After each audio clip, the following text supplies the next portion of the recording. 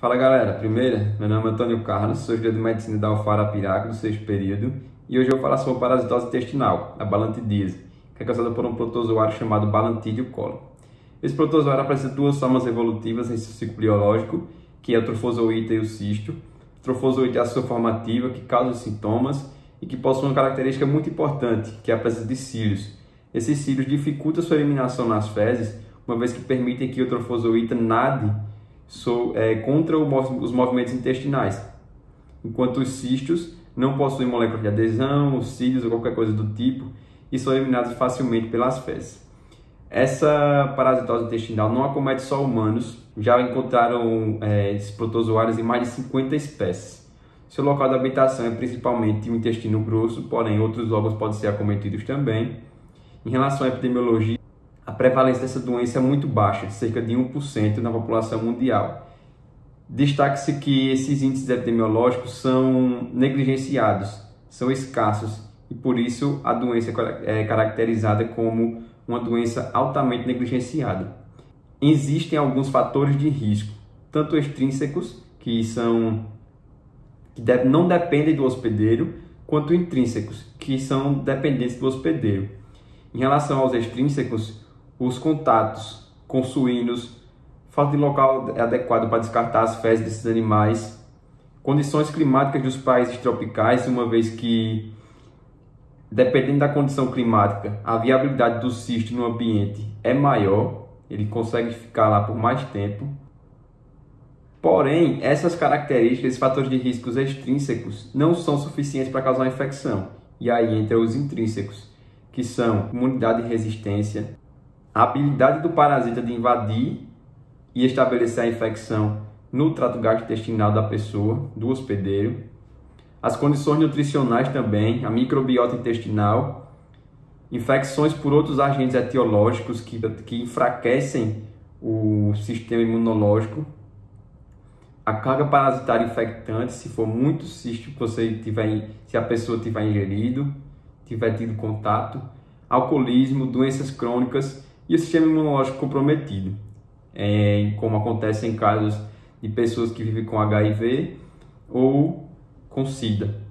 Em relação ao ciclo biológico, a infecção acontece de maneira indireta, por meio da ingestão dos cistos presentes em águas, alimentos ou pelo contato direto com mãos contaminadas com os cistos. Em relação às condições climáticas, estima-se que o cisto pode ficar viável no ambiente por mais de 2 semanas. Além disso, em relação ao ciclo biológico ainda, o parasita tem um ciclo monoxeno, porque só necessita de um hospedeiro para conseguir completá-lo. E aí, depois que o hospedeiro tem contato com o cisto, ele vai desencistar. O desencistamento acontece no estômago, inicia no estômago, na verdade, e se completa ao longo do intestino. Isso é responsável pela mudança de fase do cisto para o trofozoíta, que é a forma ativa. No lúmen do intestino grosso, o principal local de habitat do protozoário, os trofozoítas vão se alimentar de bactérias e aí vão se multiplicar por divisão binária. E aí, por conta da presença dos cílios, característica principal dos trofozoítas, eles vão permanecer no intestino por bastante tempo, dificultando sua eliminação.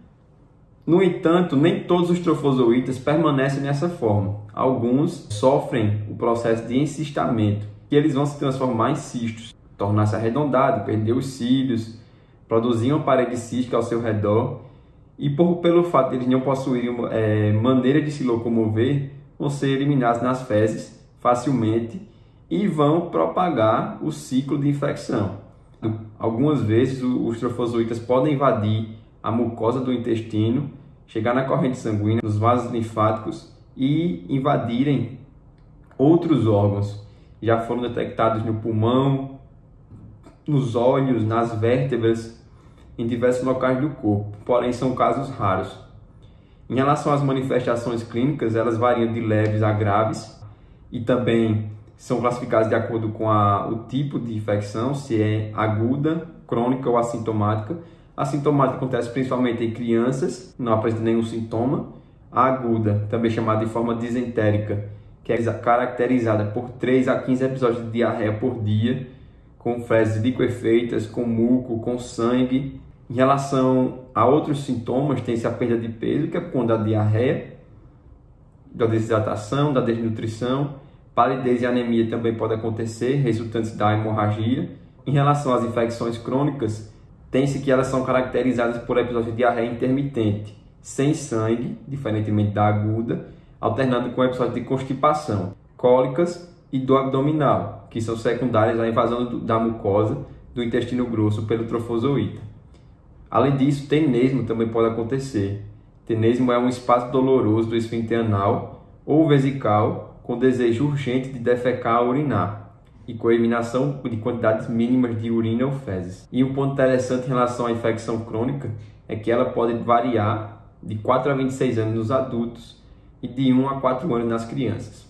O diagnóstico é feito principalmente de forma laboratorial, por meio da detecção por microscopia dos trofozoítas e dos cistos em amostras fecais, frescas ou com conservante químico. Pelo fato de o Bacillus coli ser eliminado irregularmente nas fezes, é necessário que essa investigação seja feita mais de uma vez, múltiplas coletas de amostras de fezes. Além disso, o parasita também pode ser diagnosticado em coleta de amostras a partir de proctoscopia, além de biópsias no cólon e outros órgãos infectados, que também já vai ser mais para casos raros.